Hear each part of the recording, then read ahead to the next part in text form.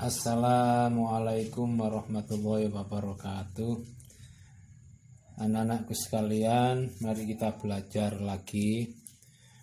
Yang kita pelajari sekarang ini adalah bab kongruensi.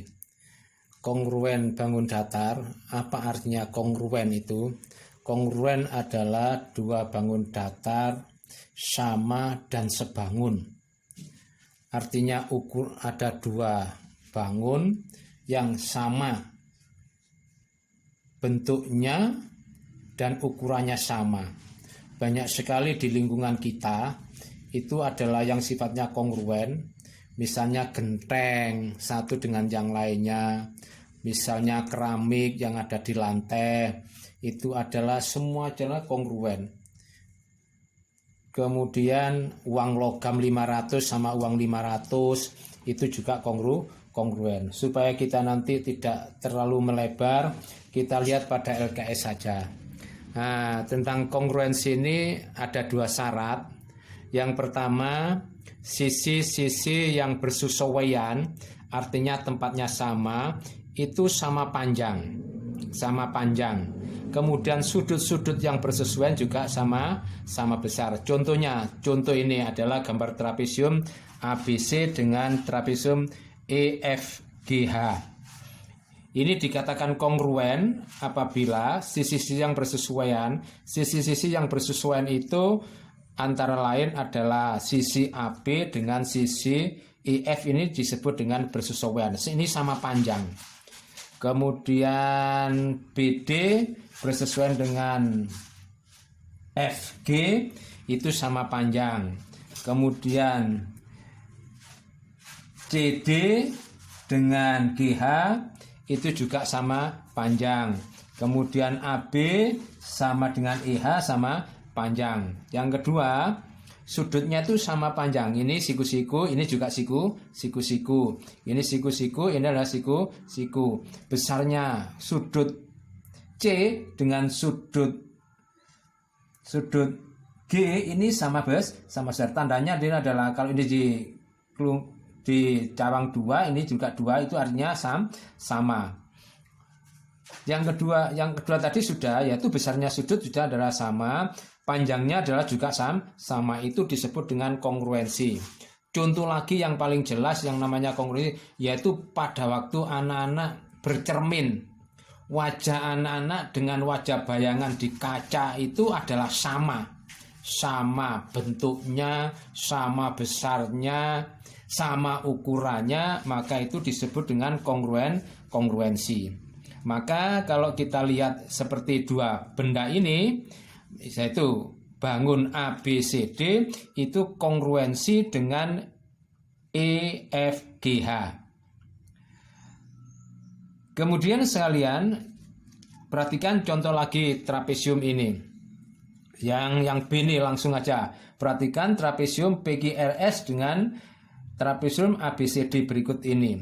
Apakah trapesium PQRS dengan ABCD di atas merupakan bangun yang kongruen?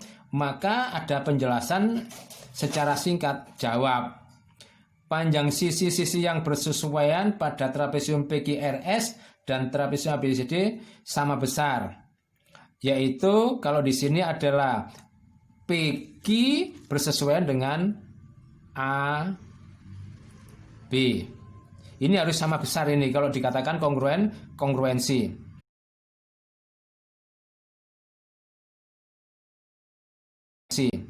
Kemudian RS sama CD ini harus sama besar. Kemudian lagi PS harus sama besar dengan siapa di sini? Dengan AD. Yang satunya adalah PQ sama dengan apa? PQ dengan apa? Dengan PQ yang ini RQ sama dengan BC. Ini adalah sama. Kalau ini sama dengan ini, panjangnya sama, misalnya ini 10, ini 10, ini 5, ini 5, kemudian ini 5 juga ini 5, ini misalnya 3, ini 3, maka ini adalah sisi-sisi yang bersesuaian sama panjang, maka disebut. Yang ciri kedua adalah sudutnya. Sudut yang sama itu yang mana saja? Sudut ini ditandai dengan sama, yaitu sudut A ini sama dengan sudut P. Sudut A atau sudut P sama dengan sudut A. Sudut Q itu sama dengan sudut B. Sama, ini ditandanya sama. Kemudian sudut R sama dengan sudut sudut C. Kemudian sudut S sama dengan sudut D. Karena kedua syarat ini memenuhi, maka bangun PQRS disebut dengan kongruensi dengan bangun ABCD. Contohnya lagi, nah, untuk kongruensi itu simbolnya adalah sama dengan ini kongruensi. Jadi A, B, C, D. Lah, ini simbolnya kongruensi ini. Nah, ini P, Q, R, S atau dibalik. Jadi sama ini ini dibaca sama dan sebangun. Itu artinya kongruensi. Saya ulangi, kongruensi itu bisa disebut sama dan sebangun. Sama itu ukurannya sama, bangunnya adalah sama. Berikutnya lagi. Sekarang untuk menghitung panjang sisi bangun yang kongruen, coba perhatikan ini, dua bangun ini. Dua bangun, yang satu adalah jajaran genjang ABCD dengan trapesi namanya jajaran genjang KLMH. Gambar di samping menunjukkan bahwa bangun ABCD kongruen dengan KLMN. Tentukan nilai X, yang B besar setiap sudut, C panjang masing-masing. Lah, di sini anak-anak tentunya kalau ada sifatnya kongruen, maka sudut yang berdekatan, misalnya sudut ini sama sudut ini. Nah, misalnya sudut A dengan sudut D ini jumlahnya 180. Misalnya sudut R, sudut K dengan sudut N ini adalah kalau dijumlah 180. Kemudian sudut B ditambah sudut C itu.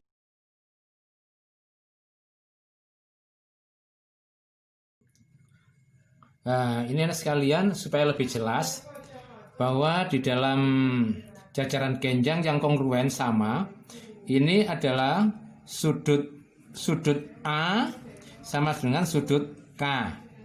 Sudut D sama dengan sudut N. Sudut C sama dengan sudut M. Sudut B sama dengan sudut L. Lah, artinya jumlah sudut-sudut yang berdekatan ini kalau dijumlah itu 180. Boleh A dengan B 180, B dengan C 180, C ditambah D juga 180, A ditambah D juga 180. Nah, karena pertanyaannya, karena ini adalah kongruen, berarti ABCD dengan KLMN ini adalah kongruen, maka di sini bahwa sudut sudut K ini atau sudut A itu sama dengan sudut K. Nah, kemudian lagi sudut D sama dengan adalah sudut N.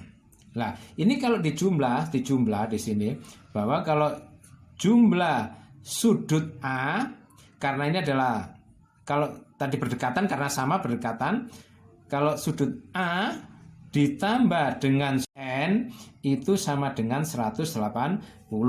Maka sudut A itu berapa sudut A?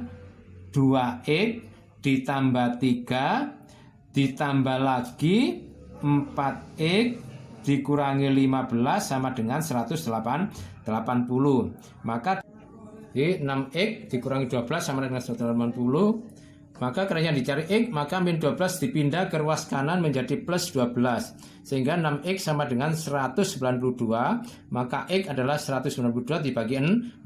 Maka besarnya X sama dengan 32 derajat. Kalau X sudah ketemu, masing-masing itu dapat kita cari sudut A. Sudut A. Berapa besarnya sudut A? Yaitu 2X ditambah 3. Maka X-nya adalah 32 kali 32 ditambah 3. Saya ulangi. Jadi sudut A ditambah sudut N sama dengan 180. Sudut A adalah 2X ditambah 3 ditambah 4X dikurangi 15 sama 180. 2X ditambah 4X sama dengan 6X, 3 dikurangi 15 adalah 12 sama dengan 180. Karena yang dicari X, maka yang min 12